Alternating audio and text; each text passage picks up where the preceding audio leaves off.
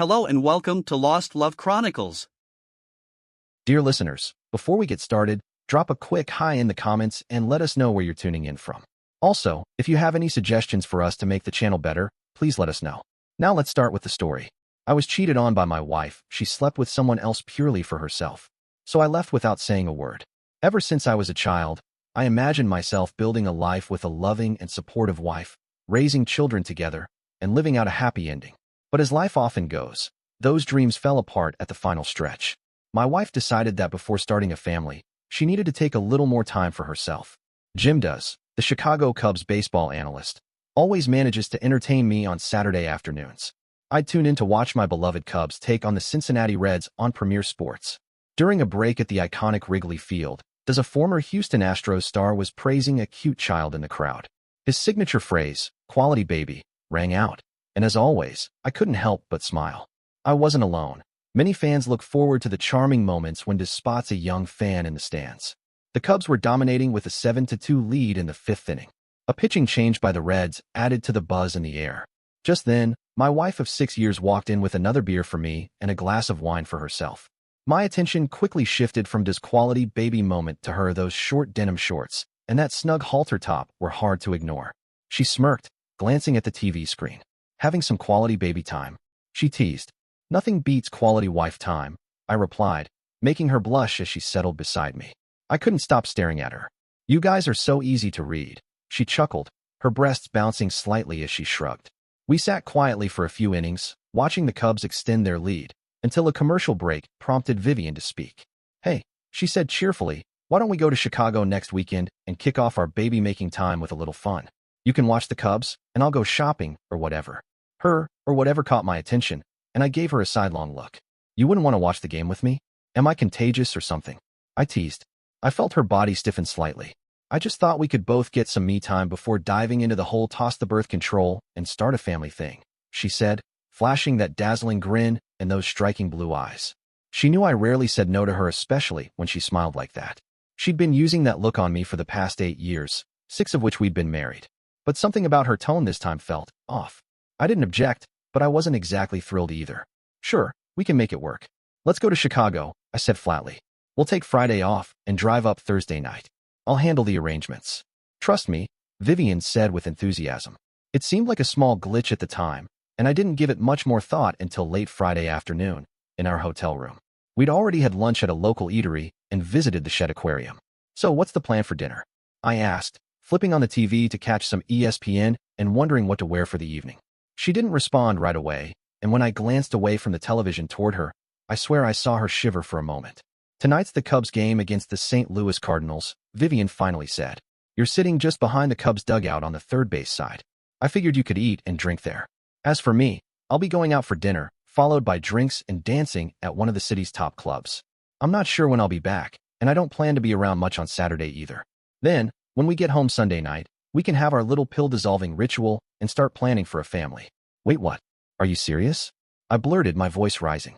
"I'm not going to let you go out alone in Chicago for 2 nights in a row. What about us?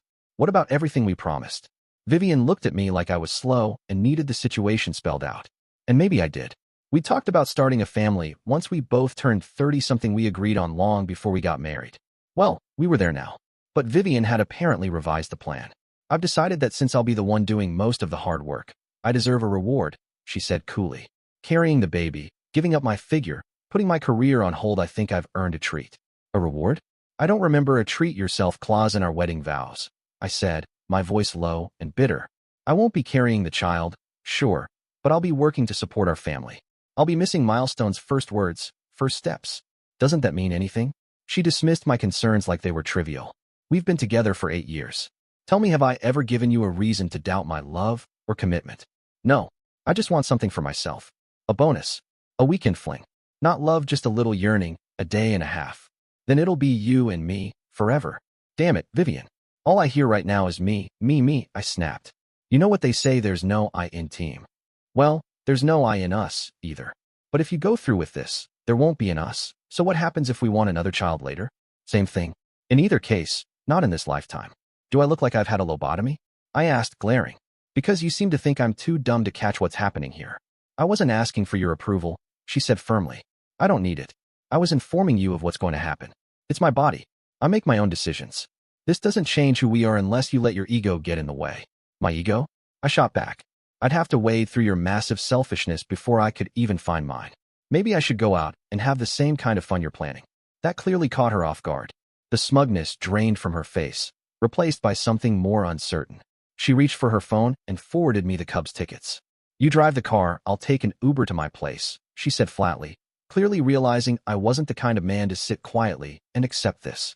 Without another word, I shook my head in anger, grabbed my keys and phone, and walked out of the room without looking back. I could only assume Vivian imagined I was dutifully heading to the Cubs game playing the role of a devoted, soon-to-be cucked husband.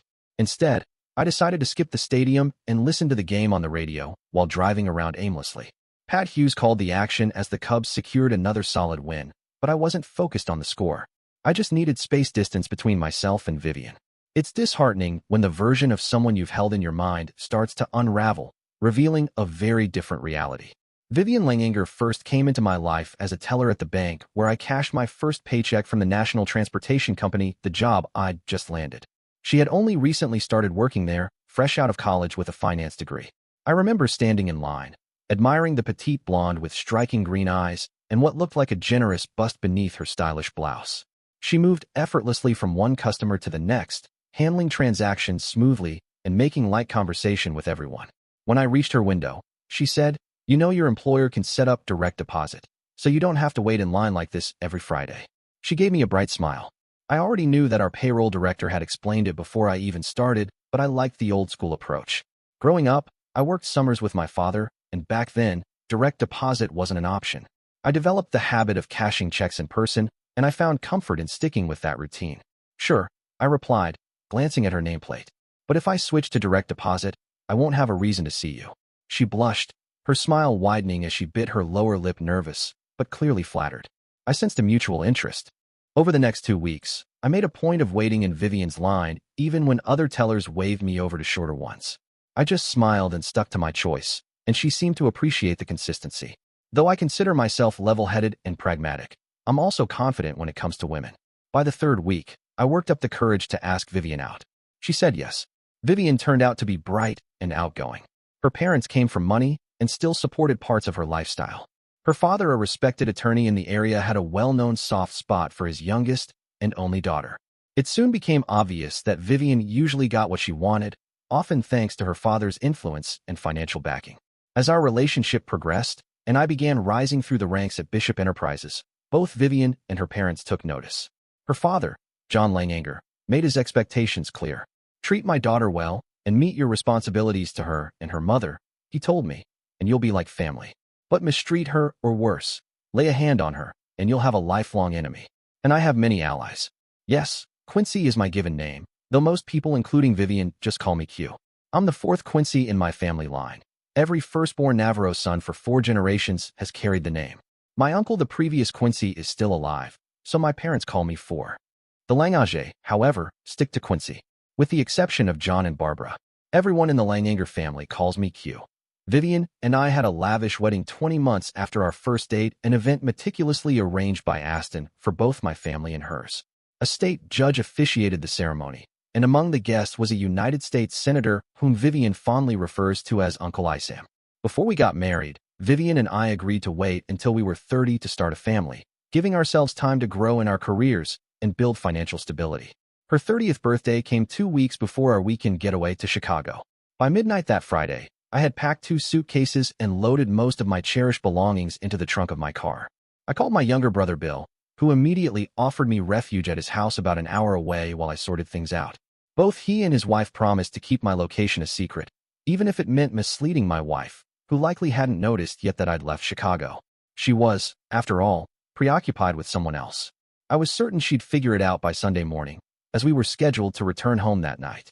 But sleep escaped me as I replayed everything in my mind. How had Vivian ended up in another man's arms? And why had I let it happen? Maybe, I thought, my constant efforts to please her had made me appear weak or easily manipulated. If so, she would soon learn how wrong she was. On Saturday morning, I tackled the necessary, if cliché, financial steps. I canceled our joint credit cards and moved half of our shared funds into an account in my name only. I couldn't be sure whether Vivian came back to the hotel room Saturday, and found me gone, or if she had stayed out all weekend.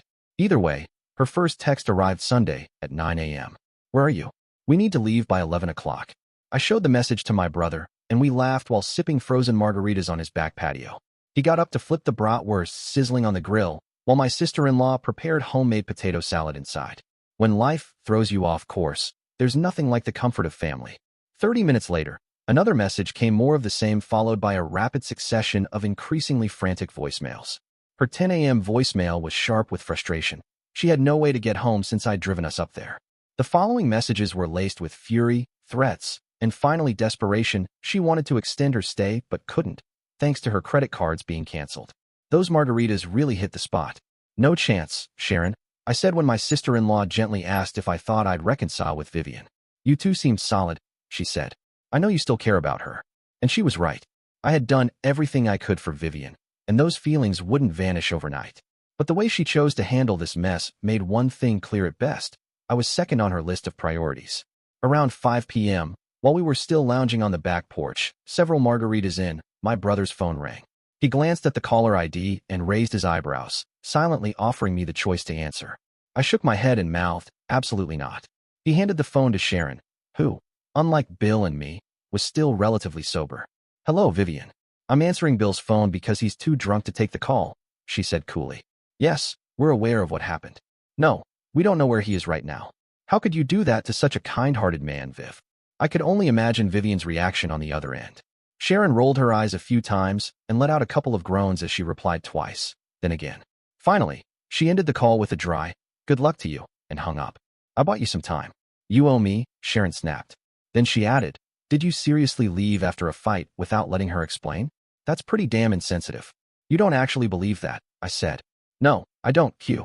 I'm just telling you what she said, and probably what she's telling everyone else while trying to track you down. Damn, I muttered. Please, pour me another margarita. Bill happily obliged, once again proving why he was such a great brother. 8 margaritas in, I definitely wasn't operating at peak brainpower. Still, I made it to work on Monday morning hungover, underdressed, and all. I stepped into my boss's office and informed him of my decision to resign, or, at the very least, transfer immediately. Jumping the gun, are we? He said with a smirk. What's the rush, Q? I told him everything, my crumbling marriage, my intent to disappear for a while. With any luck, I explained, it would give me distance from my wife, or more critically, my father-in-law, who'd need time to track me down, if he even bothered. I also asked that my employee name be changed to Oliver, my middle name, and that no personal details about me be shared, within legal limits, of course. In under 5 minutes, he had a solution. There was an opening at the Santa Fe office in New Mexico. Within half an hour, Oliver Navarro was on his way to a new chapter. Officially, Quincy Navarro was no longer affiliated with Indiana or Bishop Enterprises. A week later, I started the new job. The company provided a 1-bedroom apartment suited to my new single life, along with a new phone and carrier, making it impossible to trace calls or bills back to Vivian. I gave the number only to a select few. I trusted my parents not among them. According to Bill, my mother was deeply upset with me and appeared to sympathize with Vivian. I had no intention of dealing with her judgment, or worse, the risk of her sharing my number with my wife. My father, unfortunately, became collateral damage. I knew that if I gave him the number, my mother might persuade him to reveal it, which could strain our relationship, so I kept him out of it. But I trusted Bill and Sharon completely. I was sure my mother wouldn't get anything out of them, no matter how persistent she was. Eventually, Vivian caught on and contacted Bill, realizing I'd truly left her behind in the city. It took her about a week to piece everything together. How can we fix this if we can't even talk? She asked him. How can we confront anything? Maybe he doesn't want to fix it. Viv, Bill told her. Did you ever consider that? Maybe you really did hurt him in Chicago. Bill recounted his response to her. It was only 2 nights, Bill. It didn't mean anything, she insisted. Maybe not to you, Bill replied, but to him, it meant everything. My job in Santa Fe went smoothly over the next year. Though I wasn't actively searching for companionship, my social life remained virtually non-existent, and that suited me just fine. Every now and then, I had Bill check to see whether I was still legally married. To my surprise, Vivian hadn't initiated divorce proceedings. I couldn't help but wonder why. Occasionally, I'd join coworkers for a drink after work, but I didn't go on my first date until I'd been in Santa Fe for about 8 months. She was a stunning woman, black hair, captivating eyes that radiated charm. She was of mixed heritage, half PBLO, half Hispanic, with powerful, athletic legs I especially admired after we ended up in bed together. We met a few times, but it became clear she was looking for something serious, which I wasn't ready to give. 2 months later, in my favorite quiet pub, I met Evangelina Angel, as she introduced herself. She was the embodiment of traditional Irish beauty, deep red hair, freckles, and piercing blue eyes. It wouldn't be long before I learned she also had the fabled Irish temper. Still in my jacket and tie after a long workday, I was sipping a shot of Jack Daniel's Tennessee Honey when I heard a woman's voice declare, "The one at the bar is mine, girls. Go find your own." A group of women had just come in, likely after finishing a shift at one of the nearby factories. They were dressed in jeans and work shirts, and the one walking toward me had her shirt partly unbuttoned, revealing a generous décolletage. I couldn't help but watch her approach, her chest bouncing with each confident step. "What's on the menu tonight, Mr. Fancy Suit Guy?" she asked, flashing a broad grin, her eyes twinkling. "Tennessee Honey. That do anything for you?" I replied. Angel and I spent the evening talking, drinking, and dancing. She told me she was enjoying a rare night out while her 2-year-old was with a babysitter. With a note of embarrassment, she admitted she didn't know who the child's father was. "I drank too much at a party," she said. "I think I was sedated by 2 guys I'd been talking to. It was a hard lesson, but I learned never to leave a bar alone with a man I didn't arrive with. Now, my friends and I always leave in pairs or together." Then, smiling, she added, "But my daughter is my blessing. She's the most precious thing in my life." She pulled out her phone, tapped a few times, and showed me a photo of an adorable toddler. "Do you have any kids?" she asked. "I don't think fatherhood is in the cards for me," I answered, launching into the story of how I ended up in Santa Fe. "Wow, that's rough," she said. "But if you're still married, you really should deal with it." I know I should, I admitted. But at the time, I just needed to get away. And communicating with her, that's another problem altogether. Angel and I went out a few more times before I started including her daughter in our plans. Emmeline was cautious at first, but I got down to her level and spoke with her directly. "I read about that method somewhere," Angel said. "Whoever came up with it was brilliant." I quickly became Emmeline's favorite adult. When Angel and I were cuddled up on the couch, Emmeline would take my hand and lead me to the floor, where she'd curl up in my lap like a puppy and fall asleep. It clearly touched Angel, but I have to admit, I loved it too. Angel and I shared a warm, easy connection, though we never discussed exclusivity. Early on, she mentioned that she occasionally saw someone else. I didn't see our relationship as something long-term, and since she'd been upfront about it, I didn't object. As it turns out, assumptions can be misleading. I had simply assumed Brady, the other person in Angel's life, was a man. We never talked about Brady, just as I assumed she never mentioned me to him. Then, about 3 months in, Angel casually mentioned going bikini shopping with Brady a few days earlier. "Wait, what?" I interrupted. "Brady's a woman," she said, spelling it out. "BR, not short for Robert." "That's right," she added. "Didn't I mention that?" "You didn't," I said, caught off guard. "She's a woman interested in women. And I'm bisexual. Are you sure we haven't talked about this?" Angel looked away, fidgeting with her hands. I shook my head silently. "Is that a problem for you?" she asked softly. I'd honestly never thought much about it. While I had by friends, I had never knowingly dated someone who identified as such. But it didn't take long for me to realize that the gender of the other person in her life didn't change what she and I shared. "Do you think I should be worried?" I asked. "If she's that attractive, maybe I'll feel a little outmatched." "She is attractive," Angel said with a smile, "but you shouldn't be worried. You each bring something different to the table." She gave a light laugh. "I usually bring that up early when dating just to avoid confusion or hurt feelings."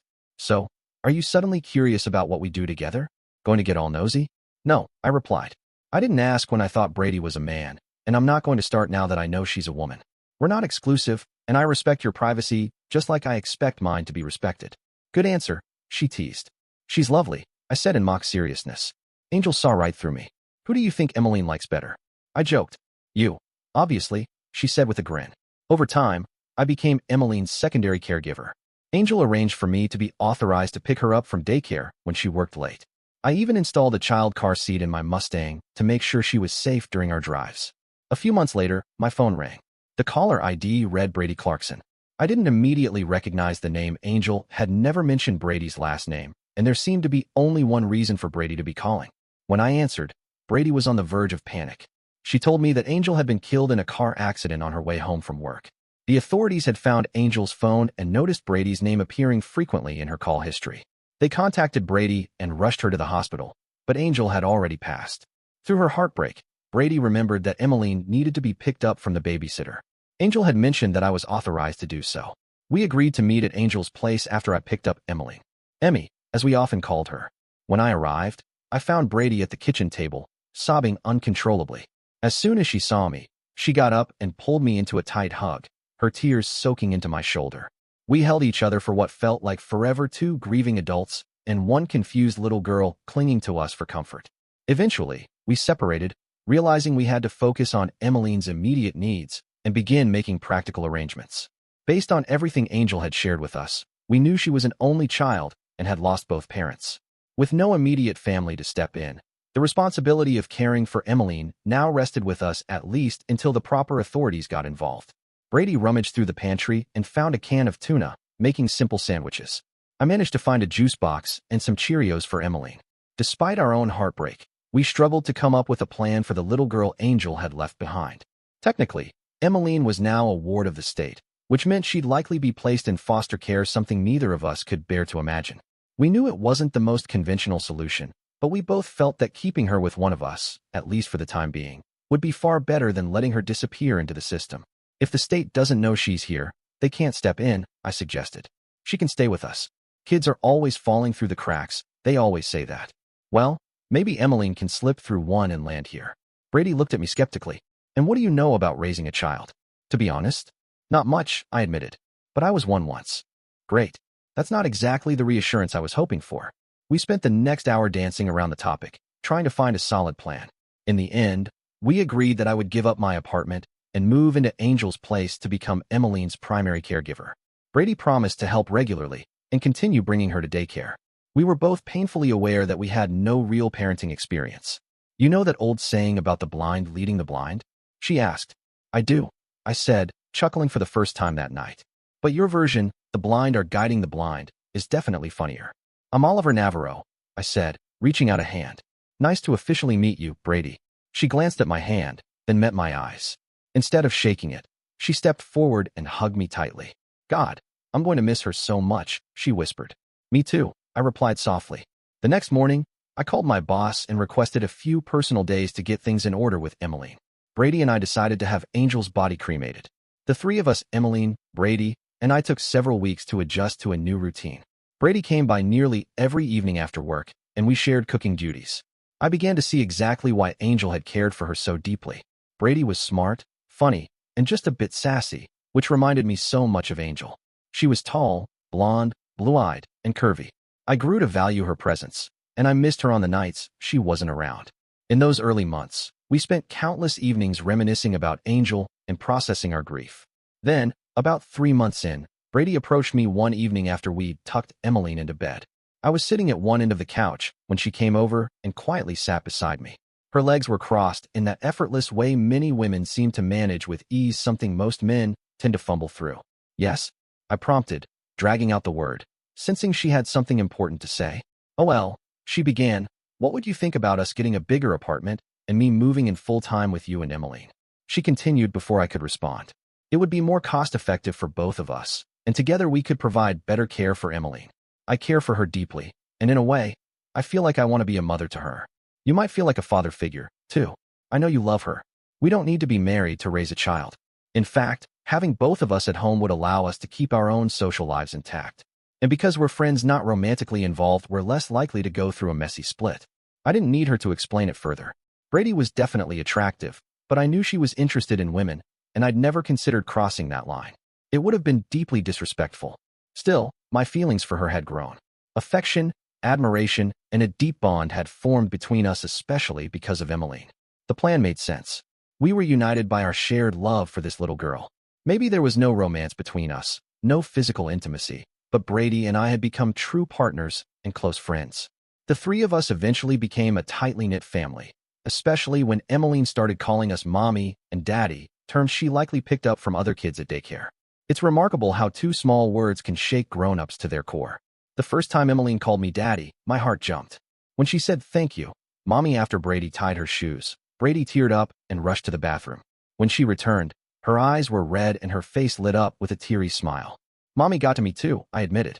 She gave me a playful punch on the arm, and I just smiled and nodded. Aside from the absence of romantic involvement between Brady and me, we fit right in with the parents at school, daycare, and social functions. In the years that followed, when people asked about our arrangement, we were honest. We weren't married, and we didn't dwell on the subject of Emmeline's birth. Then, on a quiet Saturday morning 4 years after I'd left her, Vivian showed up at our front door. "Someone's here for you, Oliver," Brady called from the living room. I was at the kitchen table, helping Emmeline stack blocks. Emmeline followed me into the room, and I wasn't sure who was more stunned, me or Vivian. "Is she yours?" Vivian asked, eyes locked on Emmeline like she was seeing a ghost. I closed my gaping mouth and managed to answer. "Well, she's ours," I said, gesturing between Brady and myself. "She can't be yours. We're still married," Vivian said, her voice cracking as if she were about to collapse. I motioned for her to sit on the couch, and she did without protest. "Relax, Viv. Brady and I may not be married, but Emmeline is our daughter," I told her gently. "That's actually comforting," she murmured. "We can work with that." "What's going on, Vivian? Why are you here after all this time? Aren't we divorced by now?" I asked, unable to hide my confusion. To my surprise, I learned we were still legally married. Vivian had never filed for divorce. She had assumed I'd return to her during that first year. Then she and her father spent nearly 2 years trying to find me before she finally worked up the courage to approach me about reconciling. Reconciliation? Seriously? Why now? I shot back quickly. "Do you think I've recovered from what you did? For years ago, you tore my heart out and acted like the Wicked Witch of the West. Honestly, a lifetime wouldn't be enough to forget that. You know I've always loved you, and I always will," Vivian said quietly. "I made a terrible mistake, one I deeply regret. I apologize for everything I did, especially for trying to manipulate your kindness.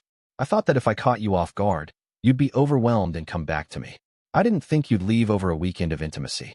It was just that intimacy, not love. Weren't our plans for children, our life together, worth more than one fleeting mistake?" "You knew me better than anyone," I replied coldly. "You knew exactly how I felt about loyalty, and you chose to ignore that. I can't and won't accept that kind of disrespect, not from anyone, not even my wife."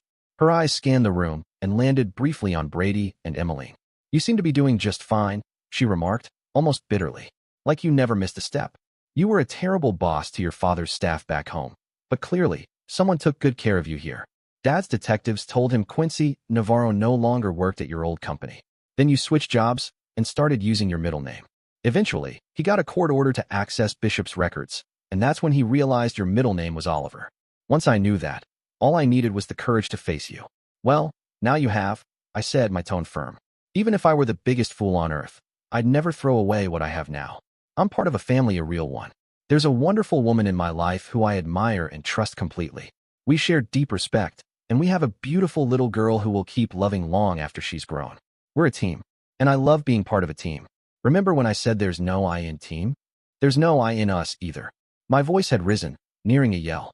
Vivian glanced at Brady and Emmeline again, this time with a flicker of real remorse in her eyes. I moved to my loved ones and held them close.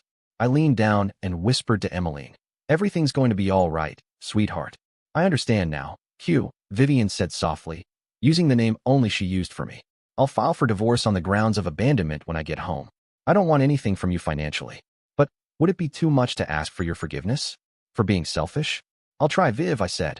"That's all I can promise. Maybe with time." Vivian stood, offered me a faint smile, and walked out of the apartment and hopefully out of my life for good. Brady quietly sent Emmeline upstairs to play and then led me to the sofa.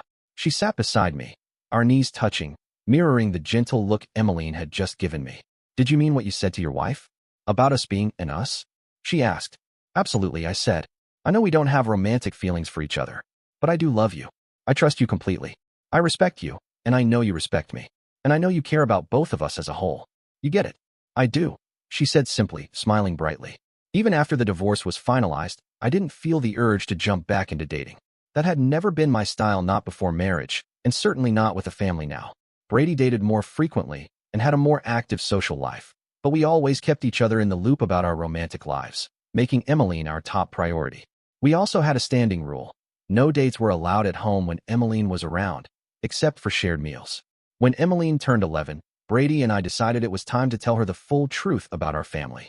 We had been planning this moment for almost a year, and the night we chose to do it, we were both nervous wrecks. That evening was emotional. The three of us shed a lot of tears. We showed Emmeline photos of her birth mother and explained her connection to both Brady and me. Most importantly, we explained our choice not to place Emmeline in the care of the state, but to raise her together. "So, we're not connected by blood," Brady concluded gently. "We're connected by love. Emmeline looked overwhelmed and needed a few days to process everything. She was a bright, thoughtful child, and after some quiet reflection, it seemed to sink in. One night at dinner, she spoke up.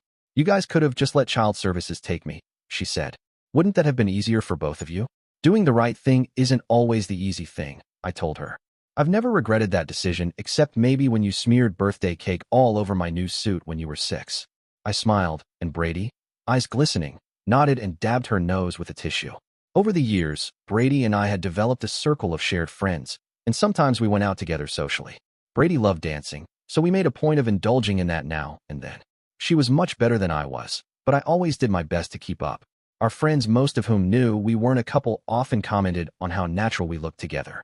Brady occasionally danced with other friends when we were out, but she steered clear of invitations from strangers for obvious reasons.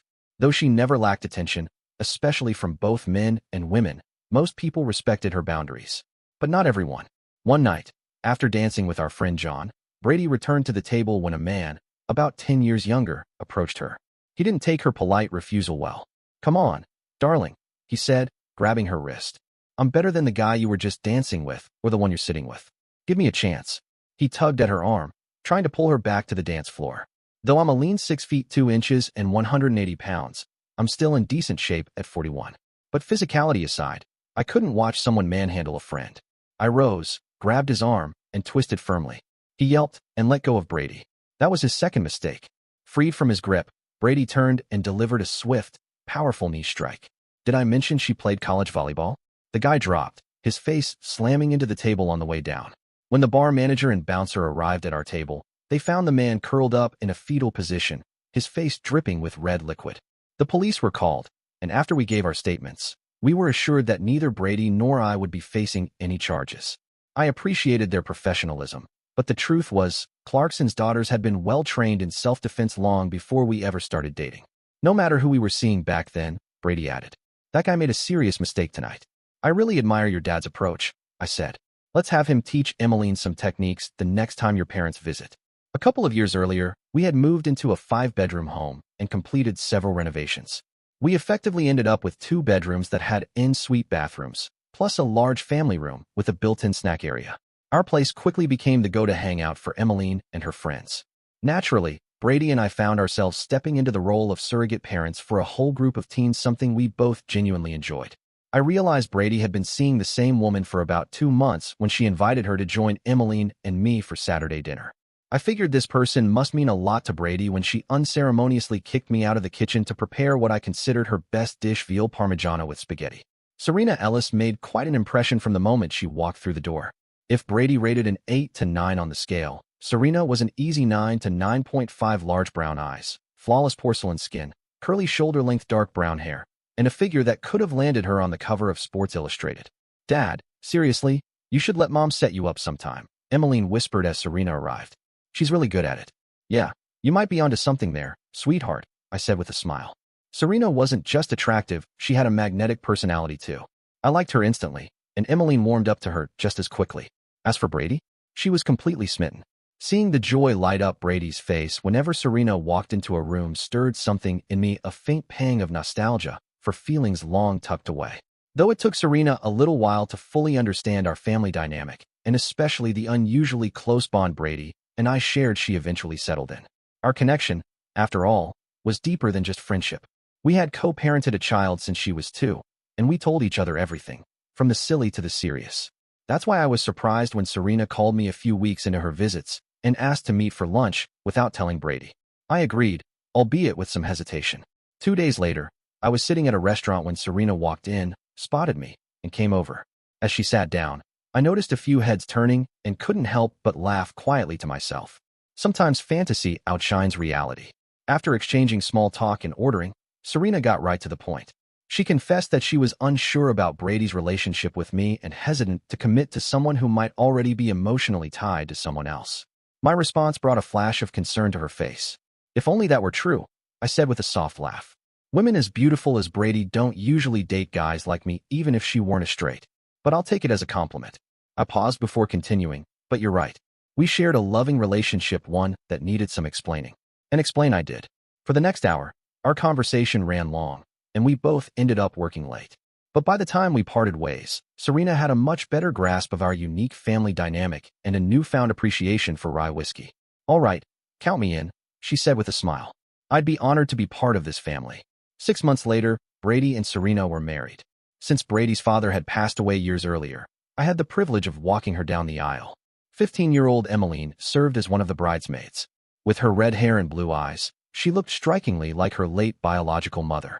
Still, I couldn't help but feel a little nervous about being the father of a high school-aged daughter. Memories of my own teenage years came rushing back, and according to Brady and Serena, I didn't handle that period particularly well. At one point, Brady strongly objected to the idea of me threatening high school boys just for kissing Emmeline. Did you see how embarrassed she was? You completely humiliated her. She said, I agree you are officially banned from meeting her dates. I'm sure one of us can deliver your fatherly warnings more gracefully, Serena added. Yes, they both demanded I apologize. If I dated girls instead, would you react the same way? Emmeline once asked me. Probably not, I admitted. But then you'd have to deal with Mom and Serena, and I don't think that would be any easier for your date. Emmeline paused, her face shifting through a range of emotions. Wow, she said finally. As much as I hate to admit it, that might actually be worse. I laughed quietly, feeling a little more at ease as she walked away. Are there any words a man dreads more than we need to talk? Probably not. But considering my family, when Brady said those exact words one Friday night while Emmeline was out with friends, I was more confused than alarmed. She led me to the formal living room, a space we usually reserved for guests. Serena was already there, looking visibly nervous.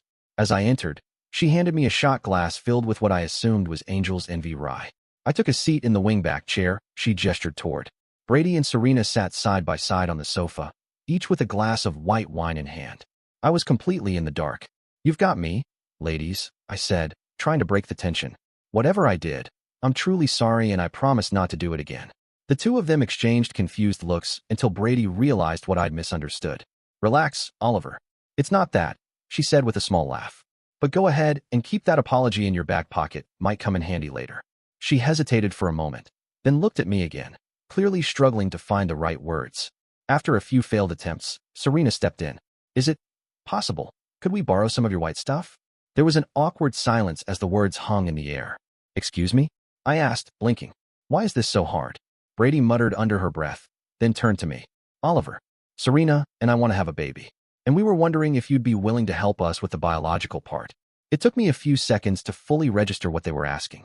Then, a broad grin spread across my face and turned into one of the biggest smiles I've ever worn. Hell yeah, I said enthusiastically, prompting cheers and laughter all around. The two women bounced up and down beside me like overexcited fifth graders. Once the excitement had settled and we all returned to our seats, I asked, how did you two decide on me? Why me? They exchanged warm glances, both beaming.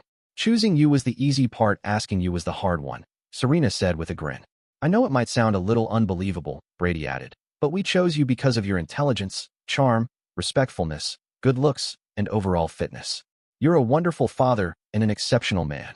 We thought it would be amazing if our child could inherit some of those qualities. I was speechless and deeply moved. I've only cried a handful of times as an adult, but that day became one of them. I cried like a newborn. You know, I began, trying to pull myself together. If it helps, I could sell you my half of the house so you can. No, no, no, Brady cut me off quickly. We don't want you to go anywhere. We want you here. She looked at me sincerely. We were kind of hoping you'd help us raise this baby, just like you and I raised Emmeline. I think we did a pretty good job, don't you? Truth be told, I was proud of the way we raised our daughter, and I genuinely enjoyed the experience. I had wondered how Serena might feel about it, but she clearly had already considered everything. She chimed in, there's research showing that kids do well when both a mother and father are present. Just imagine what this child could gain: two moms, a dad, and a big sister all before Emmeline heads off to college. Serena's eyes welled with tears, and I managed to choke out, I love you all so much, as tears streamed down my face. That evening, over dinner, we shared the news with Emmeline. She jumped out of her chair, hugging Brady and Serena tightly. Wow, I'm going to be a big sister. How amazing is that? She exclaimed, her joy lighting up the room. 2 months later, Brady, Emmeline, and I anxiously waited as Serena emerged from the en-suite bathroom of their bedroom. When she stepped out, tears of joy in her eyes, we rushed into a heartfelt group hug. It was overwhelming. Just over 13 years ago, I thought I'd never have the chance to be a parent. Now, I was just months away from welcoming another child. Family, I realized, comes in many forms. I always admired Emmeline's intellect and her growing emotional maturity. She handled our unique family dynamic with grace, even when classmates occasionally made comments. Despite the complexities, Brady not being straight, Brady and me not being married, all of us having different last names, Emmeline rarely complained about any hardships. As our family continued to grow and diversify, we decided to keep Emmeline's original last name, the one on her birth certificate. We knew people would talk, and indeed, some adults weren't very accepting. But kids tended to be more open, and Emmeline remained popular at school. She often brought friends over from the soccer team or band, and they were always welcomed into our home. While some grown-ups whispered behind our backs, the gossip usually quieted when we were around, possibly because few dared challenge me, and even fewer were willing to take on Brady's razor-sharp tongue when she stood up for our family. Emmeline ultimately graduated as the second highest-ranking student in her class, earning the honor of delivering a speech at commencement. Although I've always had a way with words, when I offered to help Emmeline with her graduation speech, she gently declined, saying I had already done enough and didn't need to contribute further. Curiously, she never rehearsed it in front of me or Brady and Serena. It became clear I'd be hearing it for the first time along with everyone else at the ceremony. On graduation day, Brady, Serena, and I arrived at the gym with little Ryder Ashton Ellis, now nearly a year old. We were often stopped by women admiring the baby, which slowed our progress to our seats. Emmeline's speech was the second on the program, and I smiled as I read its title, There's No I in Team. Her message focused on the strength of collaboration, how shared effort can overcome individual shortcomings. She used our family's unique makeup as an example of 5 very different people forming a strong, unified team. I know I stood a little taller that afternoon. Her words moved many in the crowd to tears. Later that summer, we all traveled to Arizona to drop Emmeline off at Arizona State University for her freshman year. We left Santa Fe 5 days early to enjoy some sightseeing together before saying our goodbyes. When it came time to part ways, we lined up for farewell hugs. I ended up last in line, something I later realized probably wasn't by accident. As we embraced, she leaned in and whispered, "Dad promised me you'll try harder to find a good partner." She paused, then added, "I know it wasn't a priority while I was home. But now that I'm leaving and Mom has Serena, you deserve someone too." "I'll try my best," I whispered back. "But no promises. Good partners like Serena aren't easy to find, you know." It felt natural when Ryder began calling me Daddy as he learned to speak. Every time he said it, my heart swelled. What surprised me was that he referred to both Brady and Serena as Mommy. I couldn't tell the difference in how he pronounced it, but somehow, they always knew which one he meant. 2 years after Emmeline graduated from ASU, she honored me in a way I'll never forget, asking me to walk her down the aisle. That was my main role in the wedding, as she, Brady, and Serena joyfully took charge of the rest. My other duties included financial support and keeping a lively 7-year-old Ryder entertained. Though James Lawson seemed like a fine young man, I couldn't resist giving him a firm warning. "Hurt my daughter, and I will intervene." He took it well despite the one-armed chokehold I had him in at the time. Call me overprotective, but I had to make sure he understood the gravity of his role as her husband. Despite being in my mid-50s, I stayed in good shape, hitting the gym 3 times a week. The wedding itself went off without a hitch. I made it a point to soak in every moment of Emmeline's big day, chatting with guests at every table, enjoying the food and drinks, and dancing with a number of women. While I was chatting with a group of friends, a spirited woman with shoulder-length silver hair streaked with purple suddenly approached. Without a word, she grabbed my right hand and pulled me toward the dance floor. "Do you have a height requirement for your dance partner, stud?" she joked as she pulled me onto the dance floor, drawing laughter from the group nearby. "In case you're wondering, I'm Aunt Deb," she said with a wink once we found our rhythm. "I'm Jax's mom's best friend. Used to change your new son-in-law's diapers back in the day. My nephews told me great things about you," she added with a playful grin. "Also warned me about your legendary chokehold." She smiled brightly, her blue eyes full of spark. As we danced, I couldn't help but notice her toned, athletic build. She moved with the ease of someone who'd spent years in motion. When the music slowed, she instinctively closed the distance between us. "You clearly spend time in the gym, Deb," I commented. After the dance, we walked hand in hand to the bar to grab a drink. I had the sense she might be staking a claim, though I didn't mind. If that was the case, she'd still have to get past Brady and Serena, the American version of the Spanish Inquisition. I led her back to our table and introduced her to them, pleased when my 2 closest friends offered her a brief grace period before launching their full interrogation. "I'll go get you another drink," I said with a grin and headed to the bar. There, James's mother Marin approached, smiling as she looked over at Deb, now seated with Brady and Serena. "She's a character," she said. But I've heard the three of you are pretty protective of one another. Let's see how she handles the scrutiny. Give it a few minutes before heading back. So that's exactly what I did. As we waited, Maren filled me in a bit more. Deb was a year younger than me at 55. She'd been married for 15 years before catching her husband cheating about a decade ago. Gave him a swift kick where it counts, and then kicked him out for good, Maren said, clearly amused. When I returned to the table 5 minutes later, the three women were laughing together, but for some reason, I didn't feel quite as relaxed as when I'd left. A few years later, our 2-year-old granddaughter Kara Lawson was a constant blur of motion, running through our spacious home alongside our 2 Labradors, her laughter echoing from room to room. Her parents sat at the kitchen table sipping iced tea, joined by 4 of her 6 grandparents. James and Emmeline, living just 45 minutes away, visited often to spend time with Kara. James's parents, Maren and Tom, admitted to feeling a bit envious of our frequent visits, so we invited them to spend Christmas week with us, making it possible for all 6 grandparents and Uncle Ryder to celebrate the holidays together. Maren eagerly accepted, especially excited to reunite with her best friend Deb, whom she hadn't seen since Deb and I got married and moved to Santa Fe. Tom, however, needed a little convincing. Privately, he shared some discomfort. He'd never spent much time around a lesbian couple before. They're just like any other married couple, Tom, I reassured him. I trust them completely, just like I do you and Maren. Well, I'll admit they're both very attractive, he said sheepishly. I guess I just imagined lesbians being different. I chuckled. Yeah, they shatter a few stereotypes. Don't overthink it. They're just women. Honestly, they probably own more shoes than both of us combined. Deb was everything I hadn't known I needed in a wife: energetic, dynamic, and constantly in motion. While I tended to be more laid back, her liveliness was contagious. During her first spring living with us, I found myself preparing a garden at her request. We planted all sorts of salad greens, with Deb overseeing the process like a forewoman on a construction site. I teased her about being part cat after all. Cats are nature's best supervisors. Brady and Serena warmed up to her emotionally almost as quickly as I had, though that didn't stop them from issuing a stern warning before our wedding.